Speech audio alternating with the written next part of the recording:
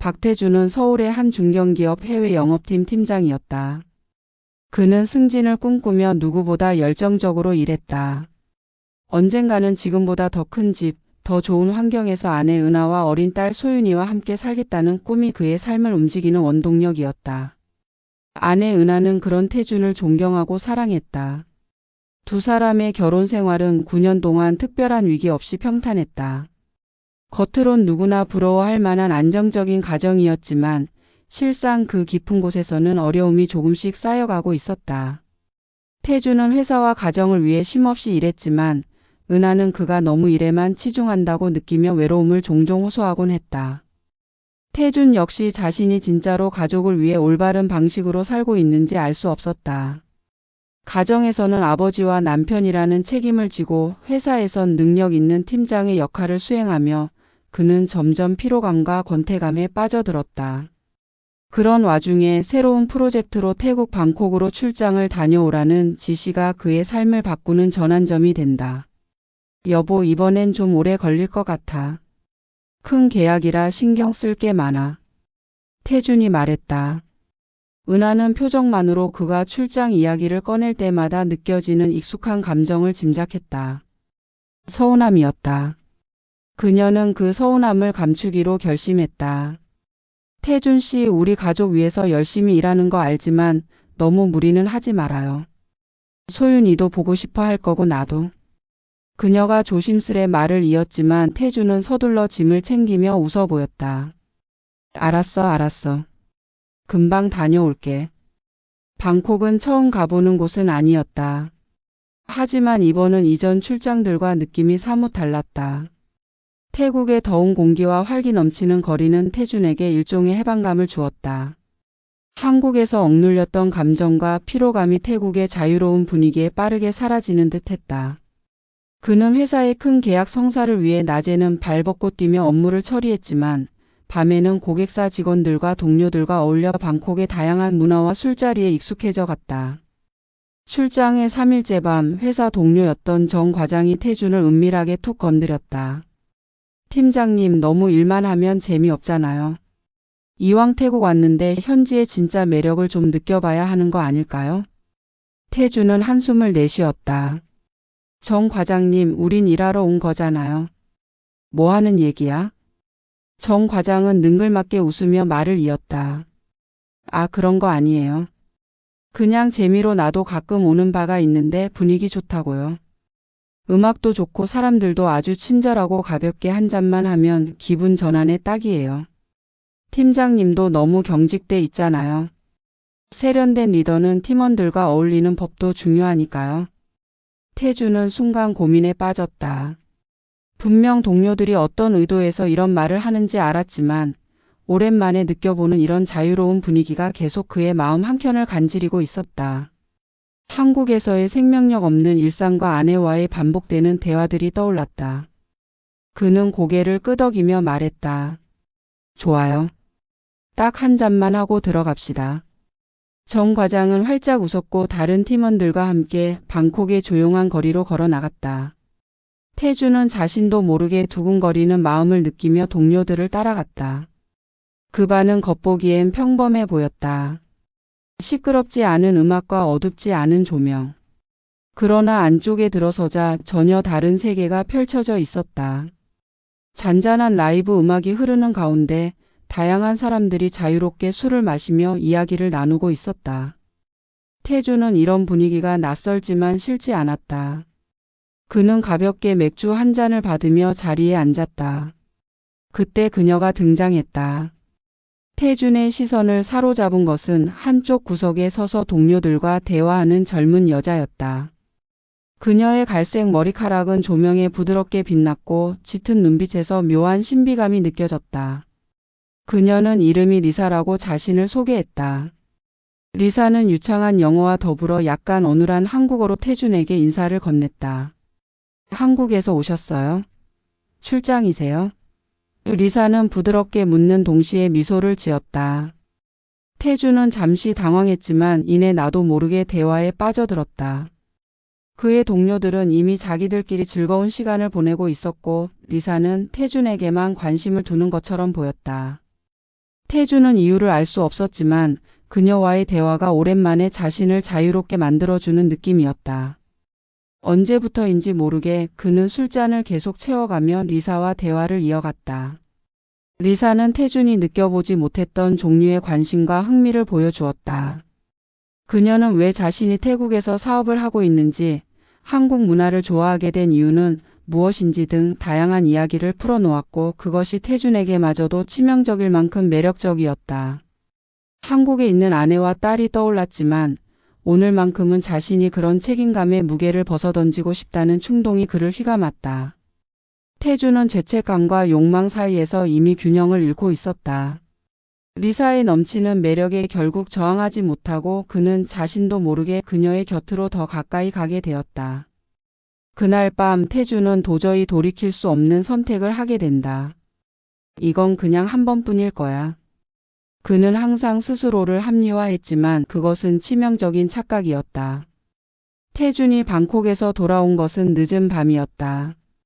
공항에서 가족들을 위한 작은 기념품 몇 개를 들고 온 그는 집으로 발걸음을 옮기며 한편으로 안도감과 긴장감을 동시에 느꼈다. 서울로 돌아오는 비행기 안에서 그는 끊임없이 자신에게 변명하고 있었다. 이건 한 번뿐인 일이었어. 바람이란 게 아니야. 그렇다고 리사와 뭔가 깊은 관계가 된 것도 아니었잖아. 그는 그렇게 생각하며 스스로를 설득하려 애썼다. 하지만 두 팔 가득 안고 있는 기념품조차 진심이 아닌 자신의 죄책감을 감추기 위한 연막이라는 것을 태준 스스로도 알고 있었다. 현관문을 열었을 때 아내 은하와 딸 소윤이 태준을 반갑게 맞이했다. 여보 많이 힘들었죠? 얼굴이 좀 피곤해 보여요. 은하는 애정 어린 말투로 남편을 살폈다. 딸 소윤은 방으로 달려가 태준이 사온 기념품들을 꺼내며 신이 나 있었다. 아빠 이거 진짜 예쁘다. 태준은 딸아이의 웃는 얼굴을 보며 짙은 죄책감을 느꼈지만 평소보다 더 밝게 웃으며 상황을 넘기려 했다. 출장이 조금 피곤했지만 그래도 큰 문제 없이 잘 끝내고 돌아왔어. 태준은 능숙하게 거짓말하면서 은하의 눈을 피했다. 여기는 다들 괜찮았지? 그럼요. 딸이랑 둘이 잘 지냈어요. 그런데 당신 없으니까 아무래도 집이 좀 썰렁하더라고요. 은하는 미소 지으며 말을 이어갔다. 이제 좀 여유되면 우리 셋이 여행 한번 다녀오는 것도 좋겠네요. 소윤이도 아빠랑 더 많은 시간을 보내고 싶어 하니까요. 은하의 말은 따뜻했으나 태준은 마음속이 어지러워지는 것을 느꼈다. 자신은 여태껏 가족을 위해 열심히 일한다는 명목으로 아내와 딸을 외롭게 해온 게 사실이었다. 그러나 그런 핑계조차 이젠 자신을 정당화해주지 못했다. 여행이라는 단어에 그는 방콕에서 있었던 일을 떠올렸고 그 기억이 은하 앞에서 그의 표정을 순간적으로 딱딱하게 만들었다. 그래 생각해보자. 요즘 회사가 좀 바빠서. 그래도 조만간 기회가 오겠지. 태준은 어색하게 웃으며 자리를 피하려고 했다. 하지만 아내의 예민한 눈은 남편의 미묘한 변화들을 빠르게 포착했다. 출장에서 돌아온 태준은 뭔가 달라 보였다. 그러던 어느 날 저녁 은하가 설거지를 하던 중 소윤이 와서 말했다. 엄마 아빠 요새 되게 바빠 보여. 맨날 밤늦게까지 뭐 많이 봐. 그랬어? 어떤 거를? 은하는 별 생각 없이 물었지만 딸의 말은 그녀에게 잔잔한 의심의 씨앗을 심어주었다. 어느 날 밤 태준이 화장실에 간 사이 은하는 충동적으로 태준의 핸드폰을 집어들었다. 하지만 그녀는 그 안의 진실을 살펴보는데 실패했다. 잠금 패턴이 복잡하게 바뀌어 있었고 태준은 곧 화장실에서 돌아왔기 때문이다. 내 폰 왜 봐? 태준은 평소보다도 날카로운 목소리로 물었다. 그냥 알람 확인하려고 했어. 은하는 태연한 척했지만 태준의 민감한 반응이 의심을 더욱 키우기에 충분했다. 태준은 즉시 핸드폰을 꺼내 잠금 패턴을 풀고 대수롭지 않은 듯 말했다. 아무 일 없으니까 괜히 그런 표정 짓지 마. 그러나 이미 그녀의 머릿속에 박힌 의심은 시간이 갈수록 더 자라났다. 며칠 뒤 은하는 집안 청소를 하다가 태준의 출장용 재킷 주머니에서 작은 메모지를 발견했다. 그것은 리사가 적어준 전화번호와 간단한 메시지 3줄이 적힌 메모지였다. 우리 다시 만나요. 당신 너무 멋졌어요. 마이너스 리사. 손이 떨렸다. 단지 작은 쪽지 하나였지만 그녀에겐 우주가 흔들리는 것 같은 충격이었다. 그녀는 한동안 그 메모지를 들여다보다가 다시 깊은 서랍 속에 감춰두었다. 아직 그것을 꺼내 태준과 맞설 준비는 되어 있지 않았다. 하지만 그날 이후 은하는 태준의 모든 행동과 말투를 주의 깊게 지켜보기 시작했다. 시간이 갈수록 은하는 놀라운 사실을 발견하게 되었다. 집에서도 가족들 사이에서도 마음이 떠 있는 것처럼 보였다. 출장 후에도 그는 자주 회식을 핑계로 늦게 들어왔고 해외 전화통화나 메시지가 급증한 듯 보였다. 은하는 학교 상담에서 돌아오는 길에도 소윤의 학습지 수업 준비를 하면서도 그 모든 일상에서 태준에 대한 의문들과 속상한 감정들을 떨칠 수가 없었다. 그러던 어느 밤 은하는 결국 자신만의 계획을 세우기로 마음먹었다. 남편의 진실에 한 걸음 더 다가가기 위해 그녀는 행동을 개시하기로 결심한 것이다. 태준이 자신만의 그림자를 짙게 들이우며 살아가고 있는 동안 은하의 마음속에는 의심과 불신이 서서히 깃들고 있었다. 은하는 더 이상 참을 수 없었다. 의심을 품은 채로 매일 태준의 행동을 지켜보는 일은 그녀를 점점 더 고통스럽게 할 뿐이었다. 사랑했던 남편이 낯설어 보이는 시간들이 늘어날수록 그녀의 머릿속은 태준의 거짓말로 가득 찬 상상으로 물들어갔다. 이렇게 살 수는 없어. 은하는 속으로 다짐했다. 그녀는 이 모든 의심의 실체를 확인해야 했다. 만약 그가 정말 그런 짓을 했다면 그녀는 더 이상 그의 곁에 남아있을 수 없었다. 그날 이후 은하는 남편이 출장 갔던 과거의 흔적들을 되짚기 시작했다.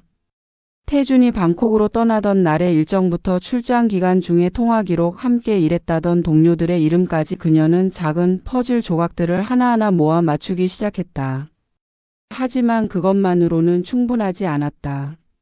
그녀에게 확실한 증거가 필요했고 그 증거가 없으면 태준은 모든 것을 부인할 게 뻔했다. 그녀는 태준의 출장용 가방부터 서랍 속까지 샅샅이 뒤지기 시작했다.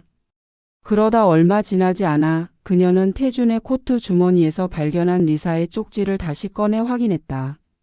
작고 희미한 필체로 쓴 우리 다시 만나요. 당신 너무 멋졌어요 라는 문장은 은하의 가슴을 철렁 내려앉게 했다. 태준은 쪽지 하나 때문에 결혼 생활을 흔들릴 일이 없다고 여기며 무심코 남겨뒀을지 모르지만 그것은 은하에게 모든 시작점이 되었다. 치근함과 분노가 번갈아 가슴을 파고들었다. 그리고 그녀는 느긋하게 앉아 태준이 말한 출장 호텔의 이름을 떠올렸다. 은하는 컴퓨터 앞에 앉아 조심스럽게 호텔 이름을 검색하고 그곳의 연락처를 확인했다. 그녀는 처음으로 호텔에 전화를 걸어 태준의 예약과 관련된 정보를 확인하려 시도했다. 안녕하세요. 지난달에 저희 남편이 태국 출장 중에 당신 호텔에서 묵었는데요. 갑자기 중요한 예약 세부사항을 확인할 필요가 있어서요. 은하는 영어로 조심스럽게 말을 걸었다. 그녀는 긴장했지만 완벽히 차분한 목소리를 유지하려 애썼다. 호텔 직원은 태준의 이름과 예약 기간을 확인한 후 그의 숙박 기록만 간단히 확인해 주었으나 아무런 문제도 없었다고 했다. 남편이 룸서비스를 시켰거나 혹시 다른 분과 함께 체크인하거나 하지는 않았나요? 은하가 마지막으로 물었지만 직원은 형식적인 말투로 대답했다. 그는 체크인 당시 항상 혼자였습니다. 추가 동반자 정보는 없어요. 이 정도로 물러설 은하가 아니었다. 은하는 태준의 비행기 티켓부터 출장 경비 청구 내역까지 뒤져보았다. 출장 경비 중 공란으로 남아있는 영수증들도 하나하나 확인하며 실마리를 잡으려고 애썼다. 그러다 우연히 검색 기록을 살펴보던 중 그녀는 태국에서의 사진과 문자 기록 그리고 저장된 연락처들 중 태준이 리사와 주고받은 메시지를 발견해 내게 되었다. 리사. 그 이름은 그녀가 주운 쪽지에 적혀 있던 글씨와 똑같았다. 은하의 손은 떨렸고 가슴은 마치 천근의 무게로 짓눌리는 것 같았다. 그녀는 캡처 버튼을 누르며 하나하나 그 증거들을 자신만의 비밀 폴더에 저장했다. 그들은 영어와 한글로 나누어 섞여 있는 메시지를 통해 계속 연락을 주고받고 있었다. 보고 싶어 리사. 저도 보고 싶어요. 그날이 아직도 생생해요. 이 모든 사실이 눈앞에 펼쳐졌지만 은하는 울 수 없었다. 분노와 충격은 그녀를 오히려 더 냉정하고 단호하게 만들었다. 그녀는 무언가 더 명백한 증거가 필요하다고 생각했다. 단순히 메시지 몇 개로는 태준이 자신을 부정하거나 변명으로 회피했을 때 다가오는 싸움에서 확실히 이길 수 없을 거라고 판단했다. 태준은 다시 한번 태국 출장을 떠나게 되었다. 고객사와의 중요 프로젝트를 마무리하기 위해 불가피한 출장이었지만 속으로는 또다시 리사를 만날 수 있다는 기대감이 어딘가에 자리 잡고 있었다. 집에서는 마치 아무 일도 없는 듯 태연하게 짐을 꾸렸고 은하에게는 늘 그러하듯 일로 바쁘고 피곤한 일정을 이야기하며 아내를 안심시켰다. 걱정하지 마. 이번에도 일만 열심히 하고 올 테니까. 태준이 떠나는 공항에서 은하의 이마에 키스를 남기며 말했다. 은하는 미소로 태준을 배웅했지만 그 눈빛 뒤에는 깊은 의심과 결심이 자리 잡고 있었다. 그동안 여러 정황과 스마트폰에서 발견한 문자 메시지, 그리고 얼핏 보인 수상한 행동들로 인해 은하의 마음은 불안감과 분노로 가득 차 있었다. 그녀는 태준의 행동에 대한 의심을 확신으로 바꾸기 위해 직접 나서기로 결심했다. 태준이 출장을 떠난 후 은하는 딸 소윤을 친정엄마에게 맡기고 조용히 자신의 계획을 실행에 옮겼다. 그날 밤 은하는 태준이 출발한 같은 항공사 비행편을 예약했다. 그녀는 태국으로 가는 길에 남편의 흔적을 자신도 따라잡겠다는 의지로 가득 차 있었다. 방콕 공항에 도착한 은하는 최대한 눈에 띄지 않도록 움직였다. 태준이 모를 법한 다른 숙소를 잡고 그가 묵고 있는 호텔을 찾아냈다. 호텔 로비에서 남편의 움직임을 주의 깊게 관찰하며 그가 언제 리사와 만날지 추적하기 시작했다. 은하는 하루 종일 카페에서 태준의 호텔을 지켜보며 불편한 의자에 앉은 채 커피를 홀짝였다. 시간이 지날수록 그녀의 분노는 점점 더 커졌다. 마침내 태준이 호텔 밖으로 나와 누군가를 만나는 순간을 목격하게 되었다. 은하는 멀리서 그의 뒤를 쫓아갔다. 태준이 들어간 곳은 방콕의 중심가에 위치한 고급 레스토랑이었다. 그곳에서 태준은 누군가와 마주 앉아 대화를 나누고 있었다. 조금 더 가까이 다가가 확인한 순간 은하는 자신의 예감이 틀리지 않았음을 확신했다. 테이블 건너편에 앉아있는 사람은 바로 그 문자 메시지와 대화에서 언급된 태국 여자 리사였다. 리사는 태준에게 환히 웃으며 그의 손을 살짝 잡았고 태준은 마치 오래된 연인처럼 그녀를 따뜻하게 바라보았다. 그 순간 은하의 가슴은 차갑게 얼어붙었다. 말로 표현할 수 없는 배신감과 분노가 그녀를 뒤덮었다. 눈물이 차오를 뻔했지만 은하는 이를 악물고 감정을 억눌렀다. 그녀는 호텔과 레스토랑에서의 이 장면들을 사진으로 찍었다. 동시에 남편과 리사가 나눴던 메시지 내용에 대한 기억을 떠올리며 모든 상황이 퍼즐 조각처럼 맞춰지는 기분을 느꼈다. 모든 증거를 수집하기 위해 그녀는 며칠간 태국에 머물며 남편의 동선을 따라다니기로 결심했다. 다음 날 은하는 태준이 리사를 만나기 위해 나가던 모습을 다시 목격했다. 이번에는 그들이 함께 길을 걷는 모습까지 모두 카메라에 담았다. 리사는 태준의 팔짱을 끼고 있었고 태준은 그녀를 보호하듯 따뜻한 눈길을 보냈다. 그 장면은 은하에게 평생 지울 수 없는 상처로 남게 될 것이었다. 그녀는 울고 싶었지만 이를 악물고 증거 수집에 집중했다. 마지막 날 은하는 태준과 리사가 함께 호텔로 들어가는 결정적인 장면도 카메라에 담았다. 그녀는 이 모든 사실을 제대로 알리겠다는 다짐과 함께 태국을 떠나 한국으로 돌아왔다. 비행기 안에서 은하는 창밖을 바라보며 남편과의 결혼 생활을 되짚어 보았다. 행복했다고 믿었던 시간들, 태준을 신뢰하며 살아왔던 순간들이 모두 속았다는 사실을 받아들이는 건 고통스러운 일이었다. 그러나 은하는 약해지지 않겠다고 마음을 다잡았다. 그녀는 더 이상 자신과 딸의 삶이 태준의 거짓된 행동에 의해 망가지는 것을 두고 보지 않으리라 결심했다. 한국에 도착한 은하는 준비한 모든 자료를 철저하게 정리했다. 이제 그녀는 진실을 직면할 준비가 되어 있었다. 남편과 마주할 날이 다가오고 있었다. 하지만 그 순간까지 은하는 자신의 복수를 위해 확실한 계획을 세우려 마음속으로 다짐하며 태연하게 일상을 이어갔다. 태국에서의 짧은 일탈을 마치고 한국으로 돌아온 태주는 평소와 다름없는 일상으로 복귀했다. 회사에서는 중요한 프로젝트를 성공적으로 마무리했다는 평가를 받았고 그는 팀 내에서도 더욱 신뢰받는 존재가 되었다. 태국에서의 행동과 아내 은하에게 남긴 감정적인 불씨는 일시적으로 태준의 머릿속에서 밀려난 듯 보였다. 물론 그는 간혹 리사와의 연락을 이어갔지만 더 헌신적으로 보이려는 노력으로 가족과도 평소보다 더 적극적인 태도를 보였다.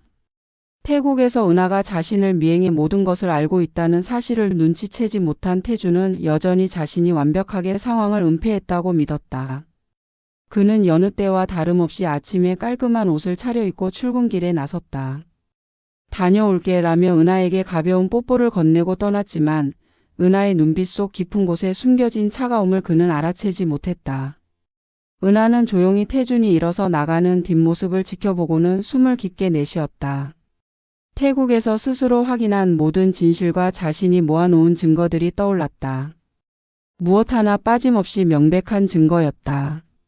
문자 메시지, 사진, 녹음한 음성 파일까지. 그리고 이제 은하는 행동에 나설 준비가 거의 완료되었음을 느꼈다. 그녀는 마음속으로 태준의 몰락을 계획하면서도 표면적으로는 아무 일도 없었다는 듯 태준에게 친절하고 다정한 태도를 유지했다. 그때 마침 회사에서는 인사철이 다가오고 있었고 태준은 승진 가능성이 있는 주요 후보로 거론되고 있었다. 회사 내외에서의 평판이 좋았던 덕분에 태준은 부장으로 승진할 가능성이 매우 높았다. 인사 발표가 다가올수록 태준은 한껏 들떠 있었고 은하에게도 이 사실을 흥분된 어조로 전했다. 은하야, 이번에 내가 부장으로 승진할 가능성이 크대. 상무님께 직접 말씀하셨어. 그는 승진에 대한 자신감과 기대감으로 그의 목소리까지 힘이 실려 있었다. 승진 발표일 태준은 부장이 되었다. 사내 분위기는 축하 무드로 가득 찼고 동료들은 태준에게 다가와 축하 인사를 건넸다. 태준은 인사를 받으며 뿌듯한 미소를 지었다. 태준 씨 축하해, 부장님. 은하는 집에서 돌아온 태준을 미소로 맞이하며 정성스럽게 준비한 저녁 식사를 차렸다. 하지만 내심 그녀는 온종일 바깥에서 모든 준비를 마치고 돌아온 터였다. 이번 승진이 바로 태준을 무너뜨리기에 가장 좋은 타이밍이라고 은하는 확신했다. 며칠 뒤 은하는 그동안 준비해온 증거 자료를 꼼꼼히 정리했다. 태준의 태국에서의 외도 장면을 포착한 사진, 리사와 나눈 문자 메시지, 그리고 그들의 대화 내용까지. 그녀는 이 모든 것을 압축 파일로 정리해 태준이 다니는 회사의 익명 게시판에 올릴 계획을 세웠다.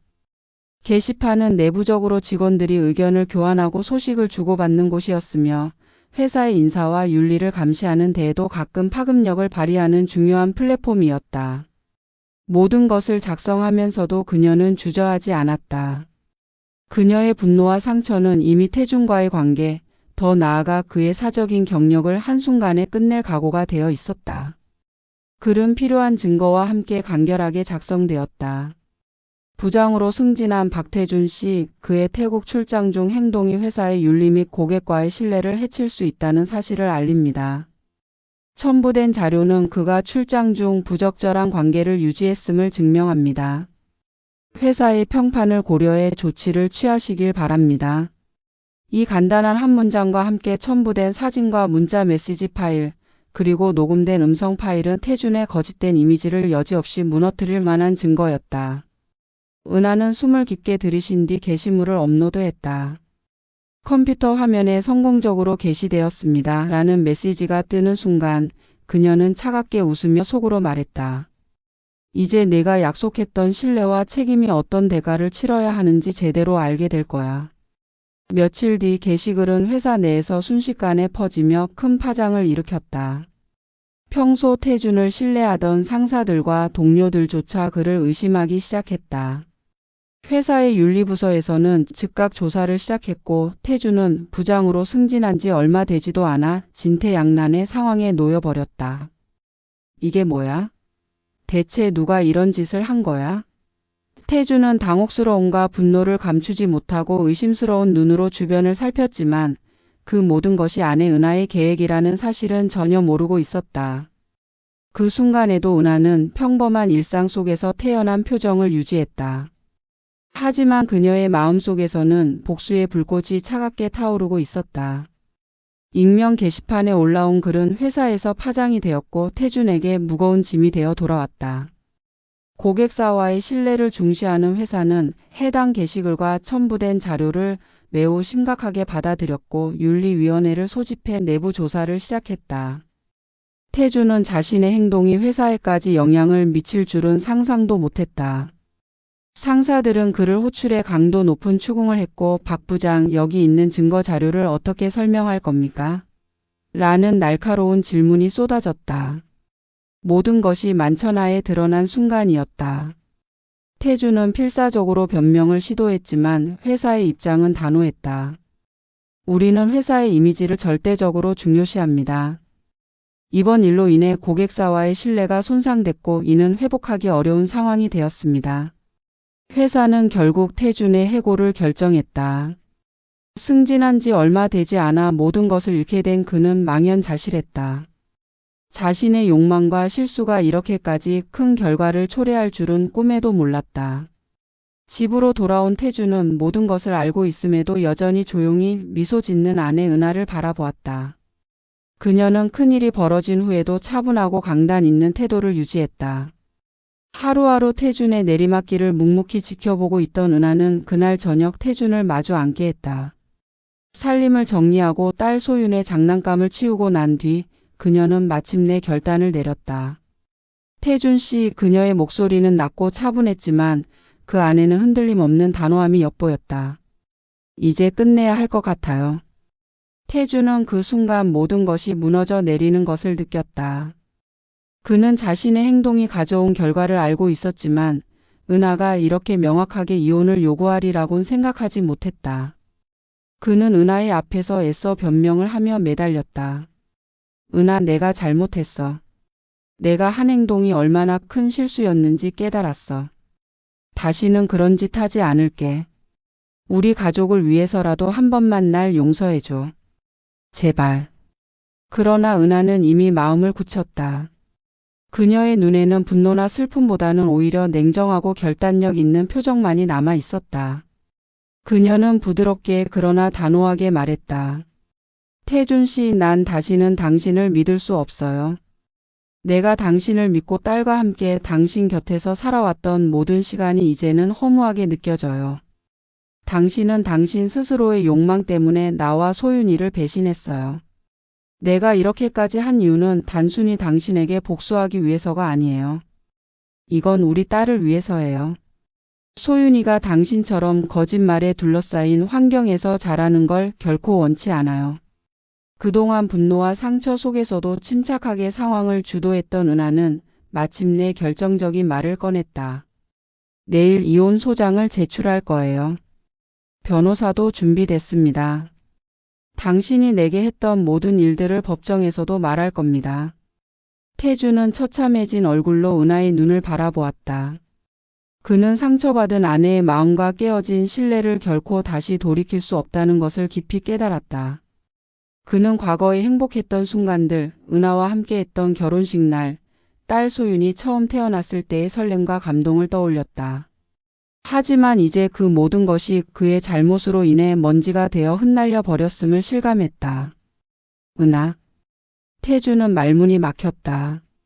더 이상 무슨 말을 해야 할지, 어떻게 그녀의 마음을 돌릴 수 있을지 알 수 없었다. 마치 머릿속이 텅 비어버린 듯 했다.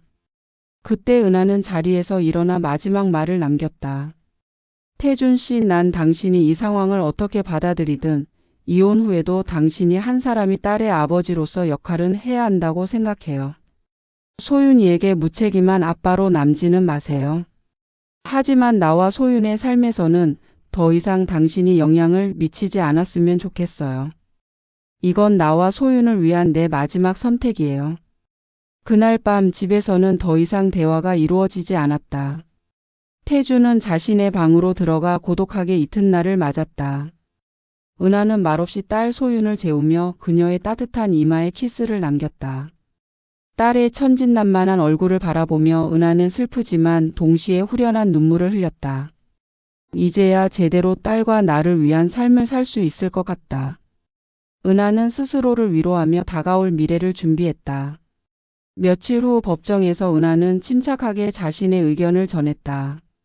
우리 딸을 위해서라도 더 이상 당신과는 함께할 수 없습니다. 그녀의 목소리는 강건했다. 태주는 그녀의 말을 듣고 고개를 떨구었다. 그는 자신의 욕망과 잘못된 선택이 가져온 결과를 수용할 수밖에 없었다. 태준의 후회와 미안함은 이제 아무 쓸모가 없었다. 법원에서는 이혼이 성립되었고 태준과 은하의 결혼 생활은 9년 만에 마침표를 찍었다. 태준은 회사, 가족 그리고 자신의 명예까지 모두 잃었다. 반면 은하는 딸과 함께 새 삶을 시작하기 위해 한 걸음씩 나아가기 시작했다. 태준에게 남겨진 것은 뒤늦은 후회와 자신의 잘못이 만든 황폐한 삶뿐이었다. 이 이야기는 단순히 외도와 복수라는 자극적인 이야기를 전달하기 위한 것이 아닙니다. 관계란 한번 손상되면 회복이 얼마나 어려운 것인지, 그리고 신뢰라는 것이 얼마나 소중한 것인지에 대한 깊은 메시지를 담고 싶었습니다. 누구나 실수를 할 수 있지만 그 실수가 사랑하는 이들에게 어떤 상처를 남기는지에 대한 깊은 성찰을 던져보고자 했습니다. 태준의 실수는 단순한 욕망에서 비롯된 것이었을지 모르지만 그것이 가져온 여파는 그의 삶 전반에 걸쳐 엄청난 파괴력을 발휘했습니다. 잘못을 깨달았을 때는 이미 모든 것이 손을 쓸 수 없을 만큼 망가져 있었습니다. 우리가 이 이야기를 읽으며 생각할 수 있는 건 사랑하는 사람과의 관계에서는 진실과 신뢰가 가장 중요하다는 점입니다. 그리고 한번 잃어버린 신뢰는 다시 회복하기가 얼마나 어렵고 때로는 영원히 되돌릴 수 없다는 사실을 기억해야 합니다. 또한 은하의 선택은 단순히 분노에 기반한 것이 아니었습니다. 그녀는 딸의 미래와 자신의 존엄성을 위해 자신의 고통을 이겨내고 스스로 강해지기로 마음먹었습니다. 이러한 그녀의 결정은 우리가 자신의 가치를 지키는 것이 얼마나 중요한지, 그리고 때로는 고통스러운 결단을 내려야 할 때도 있다는 것을 상기시켜 줍니다. 이 이야기를 통해 독자 여러분이 자신의 삶에서 신뢰와 책임의 중요성에 대해 다시 한번 생각해 보는 계기가 되었으면 합니다.